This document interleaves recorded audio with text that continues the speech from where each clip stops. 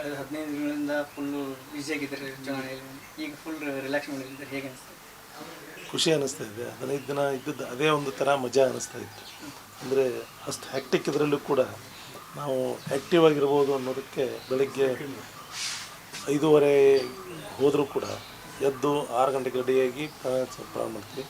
ರಾತ್ರಿ 1-2 ಗಂಟೆಗೆ ಬಂದು ಮಲ್ಕೊಂಡು ಮತ್ತೆ ಸ್ನಾನ ಮಾಡಿ ಮತ್ತೆ ಬೆಳಗ್ಗೆ ಹೋಗೋದು ಒಂಥರ ಆ ಥರ ಲೈಫ್ ಹ್ಯಾಕ್ಟಿಕ್ ಇರಬೇಕು ಅಂತೇಳಿ ಅನಿಸುತ್ತೆ ಭಾಳ ಸಂದರ್ಭದಲ್ಲಿ. ಆದರೆ ಇವತ್ತು ಮಾತ್ರ ಎಲ್ಲ ಮುಗಿಸಿ ನಿರಾಳವಾಗಿ ಆರಾಮಾಗಿ ವಿತ್ ಫ್ಯಾಮ್ಲಿ ಮೊಮ್ಮಕ್ಕಳ ಜೊತೆಲೇ ಕಳೀತಾ ಇದ್ದೀನಿ. ಮತ್ತು ನೀವು ಎಲ್ಲ ಸ್ನೇಹಿತರು ಬಂದಿದ್ದೀರಿ, ಖುಷಿ ಅನ್ನಿಸ್ತು. ಅವರು ಎಂಜಾಯ್ ಮಾಡಿದ್ರು. ಇವತ್ತು ಬೆಳಗ್ಗೆಯಿಂದ ನನಗೆ ಇಲ್ಲಿ ಟೈಮ್ ಸಿಕ್ತು ಮನೆಯಲ್ಲಿ ಚರ್ಚೆ ಮಾಡಲಿಕ್ಕೆ. ಅವರು ಕೂಡ ಸಿಟಿ ಒಳಗೆಲ್ಲ ತಿರುಗಾಡಿದ್ರು. ಅವ್ರದ್ದು ಫೀಡ್ಬ್ಯಾಕ್ ಬೇರೆ ಇತ್ತು, ನನ್ನ ಫೀಡ್ಬ್ಯಾಕು ಹಂಚ್ಕೊಂಡಿವಿ, ಎಂಜಾಯ್ ಮಾಡಿದ್ವಿ. ಸರಿ, ಯಾವ ಭಾಗದಲ್ಲಿ ಎಲ್ಲೆಲ್ಲಿ ಏನು ಚಲೋಗಿದೆ ಅಂತ ಸರ್? ಯಾಕಂದರೆ ಈಗ ಒಂದೊಂದು ಕಡೆ ಒಂದೊಂದು ಅಭಿಪ್ರಾಯ ಇದೆ ಸರ್. ಏನು ಅನ್ಸುತ್ತೆ? ಬೆಳಗಾವಿ ನಾರ್ತ್ದಲ್ಲಿ ಸ್ವಲ್ಪ ಕಮ್ಮಿ ಇದೆ. ಆಮೇಲೆ ಸೌತ್ ಅಂತೂ ಮೊದಲಿಂದ ಅದು ನಮ್ಮದು ಭಾರತೀಯ ಜನತಾ ಪಕ್ಷದ ಭದ್ರಕೋಟೆ. ಉಳಿದು ಬೈಲೊಂಗಲ, ಸವದತ್ತಿ, ರಾಮದುರ್ಗ, ಗೋಕಾಕ್, ಅರಬಾವಿ ಕೂಡ ಚೆನ್ನಾಗಿದೆ. ಮೊದಲು ಅರಬಾವಿ ಮತ್ತು ಗೋಕಾಕ್ ನಮಗೆ ಮೈನಸ್ ಆಗ್ತಾಯಿತ್ತು, ಈ ಸರಿ ಅವು ಕೂಡ ಪ್ಲಸ್ ಆಗ್ತದೆ. ಈಗ ನೀವು ಗೋಕಾಕ್ ಏನಂದರೆ ಸಹೋದರರ ಒಂದು ತಿಕ್ಕಾಟ ಇದೆ ಸರ್. ಅಲ್ಲಿ ಅವರು ನಾವು ಬಿಡಲ್ಲ ಅಂತ ಹೇಳ್ಬಿಟ್ಟು ಅವರು ಒಬ್ಬರು, ಇಲ್ಲ ನಾವು ಮಾಡ್ತೀನಿ ಅಂತ ಒಬ್ಬರು. ಇದು ಹೇಗೆ ಪ್ಲಸ್? ಅದು ಅವರು ವೈಯಕ್ತಿಕ ಇರ್ಬೋದು, ಆದರೆ ಜನ ಮಾತ್ರ ಅಲ್ಲಿ ದೇಶ ಮುಖ್ಯ ಅಂಥೇಳಿ ಭಾರತೀಯ ಜನತಾ ಪಕ್ಷಕ್ಕೆ. ಮತ್ತು ಅಲ್ಲಿ ಬಾಲಚಂದ್ರ ಅವರು ನಮ್ಮ ಹಿಂದಿನ ಮಂತ್ರಿಗಳು ಕೂಡ ಒಬ್ಬ ಪ್ರಭಾವಿ ನಾಯಕರು ಕೂಡ ಅಲ್ಲಿ. ಅವರು ಎರಡೂ ಕಡೆಗೆ ತಮ್ಮ ವರ್ಚಸ್ಸನ್ನು ಬೀರಿ ಗೋಕಾಕು ಮತ್ತು ಅರಬಾವಿಯಲ್ಲಿ ಅವರು ಕೂಡ ಹೆಚ್ಚಿನ ಮತಗಳನ್ನು ಕೊಡ್ತಾರೆ. ಸತೀಶ್ ಜಾರಕಿಹೊಳಿ ಹೇಳ್ತಾರೆ ಅದು ಕಾಂಗ್ರೆಸ್ ಭದ್ರಕೋಟೆ, ಈ ಅಷ್ಟು ಸೆಲೆಸಾಗಿ ನಾವು ಬಿಟ್ಕೊಡಲ್ಲ.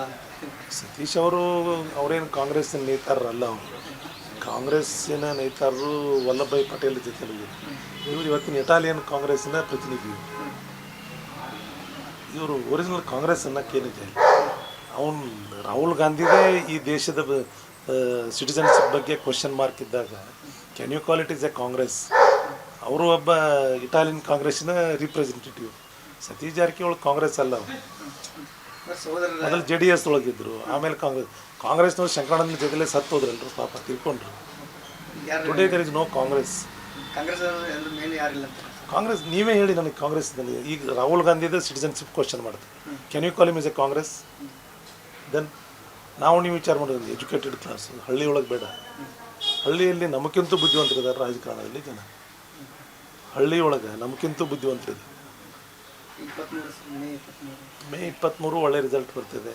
ಅತಿ ಹಿಂದಿನ ಎಲ್ಲ ರೆಕಾರ್ಡ್ಗಳನ್ನ ಬ್ರೇಕ್ ಮಾಡ್ತೀನಿ ನಿಮ್ಮೆಲ್ಲರ ಆಶೀರ್ವಾದದಿಂದ. ಈಗ ಅದೇ 23 ನಂತರ ಸರ್ಕಾರ ಬಿದ್ದೋಗುತ್ತೆ ಅನ್ನುವಂಥ ಮಾತುಗಳು ಕೇಳಿಬರ್ತದೆ. ಅದಕ್ಕೂ ಮುಂಚೆನೇ ಬಿದ್ದೋಗುತ್ತೆ ಅಂತ ನಾನು ತಿಳ್ಕೊಂಡಿದ್ದೀನಿ. ಯಾಕಂದರೆ ಅದಕ್ಕಿಂತ ಮುಂಚೆನೇ ಬಿದ್ದೋಗುತ್ತೆ ಅಂತ ನನಗೆ ಗೊತ್ತು. ಬಟ್ ಅವ್ರು ಕಾಲ್ಫರ್ ಮಾಡಬೇಕು, ಇದನ್ನೆಲ್ಲ ಪ್ರೊಸೀಜರ್ ಎಲ್ಲ ಕಾಲ್ಫರ್ ಮಾಡಿದ್ರೆ ಅದಕ್ಕಿಂತ ಮುಂಚೆನೇ ಬಿದ್ದೋಗುತ್ತೆ. ಅಂದರೆ BJP ಇದು ಮಾಡ್ತಾ ಇದ್ದಾರೆ ಅಂತ ಅವ್ರು ಮಾತಾಡ್ತಾರೆ. ನಾವೇನು ಆರಾಮಾಗಿದ್ದೀವಿ, ರಿಲ್ಯಾಕ್ಸ್ ಮಾಡೋದು. ಅವರ ಅಧಿಕಾರ ಆಸೆ ಪಡ್ತಾ ಇದ್ದಾರೆ ಅಂತ ಅವರವರೇ ಬಿಡ್ದಾಡ್ತಾ ಇದ್ದಾರೆ. ನಾವಂತೂ ಸಾಬ್ರಿಗೆ ಬಂದಿದ್ದೀವಿ. ಅಂದರೆ ತಂತಾನೆ ಬಿದ್ದೋಗುತ್ತೆ ತಂತಾನೆ ಬಿದ್ದೋಗುತ್ತೆ. ಇವತ್ತು ಆರಾಮಾಗಿ ಇಲ್ಲೇ ಸಿಟಿ ಒಳಗಿರ್ತೀನಿ ಫ್ಯಾಮಿಲಿ ಜೊತೆಯಲ್ಲಿ. ಸ್ವಲ್ಪ ನಮ್ಮ ಆಫೀಸ್ ಕೆಲಸ, ಅನೇಕ ಫ್ರೆಂಡ್ಸ್ ಎಲ್ಲ ಬರ್ತಾ ಇದ್ದಾರೆ. ಅವ್ರಿಗೆ ಭೇಟಿ. ಗುಡಿಗೆ ಇಲ್ಲ, ನಮ್ಮ ತಾಯಿ ಹತ್ರ ಹೋಗ್ತಾ ಇದ್ದಾರೆ ಊರಿಗೆ.